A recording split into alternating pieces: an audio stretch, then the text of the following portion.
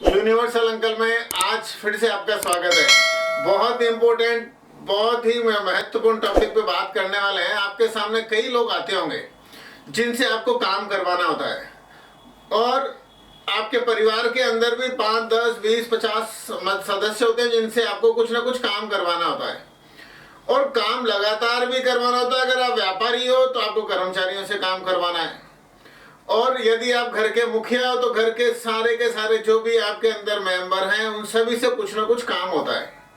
अब ये काम करवाने के लिए जो सबसे बड़ी जो चीज होती है वो है अभिप्रेरणा, मतलब उत्साहवर्धन। आखिर सामने वाला काम क्यों करेगा, इस विषय के ऊपर आज ये वीडियो है।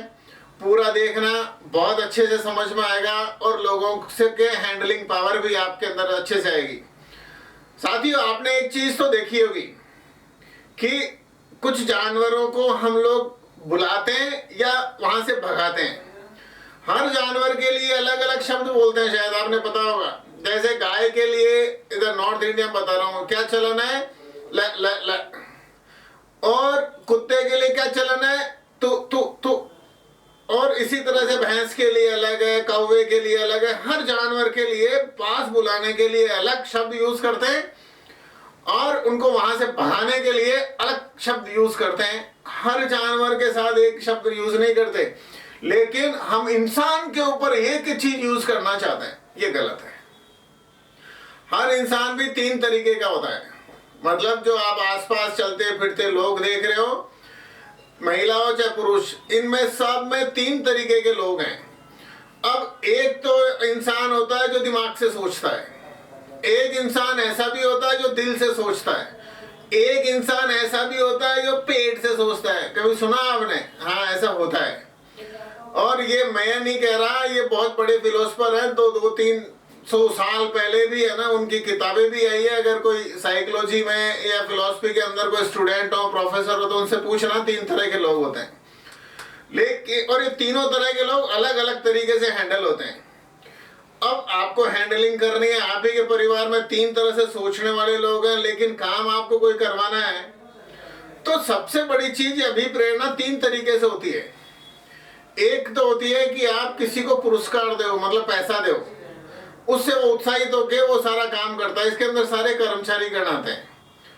और फिर दूसरा तरीका क्या है कि आप उसको पद दो, पुरस्कार दो। अब पद और पुरस्कार मिलता है तो उत्साह का वर्धन होता है। इसमें कुछ अधिकारी गण भी आते हैं और फैमिली के भी कुछ मेंबर आ सकते हैं। और तीसरी कौन सी कैटेगरी है उत्साहवर्धन की, या आपसे काम करवाने की? तीसरी कैटेगरी है डांटने की, चिल्लाने की।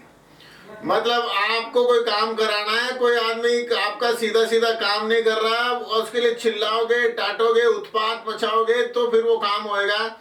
तो तीनों तरह के लोग होते हैं। लेकिन यदि आपने जिसको पैसा देना है उसके ऊपर चिल्ला दिए, या जिसको पुरस्कार और पद देना है उसके ऊपर आपने चिल्लाने का दूसरा तरीका अपना लिया, तो आपका काम नहीं होगा।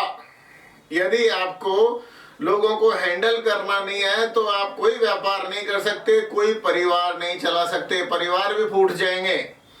यदि परिवार के हर सदस्य को एक ही तरीके से आपने देखा, एक ही तरीके से सबके साथ वो डंडा, वो क्या बोलते, बाबा जी का डंडा, जिसके पढ़े लिखे के साथ में भी एक डंडा, जो अनपढ़ है उसके लिए भी डंडा, जो उत्पाती बच्चा उसके लिए भी डंडा, कोई घरवाली के लिए भी डंडा, ना जी। हर इंसान अलग अलग है, आपको अलग अलग तरीके से हैंडलिंग करनी पड़ेगी। और जब आप ये तीनों तरीके अलग अलग व्यक्ति पर आजमाएंगे, आप पहले तो ये सोच लें कि आपको जिसको भी हैंडल करना है वो किस तरीके का आदमी है। वो दिमाग से सोच रहा है, वो दिल से सोच रहा है, या वो पेट से सोच रहा है।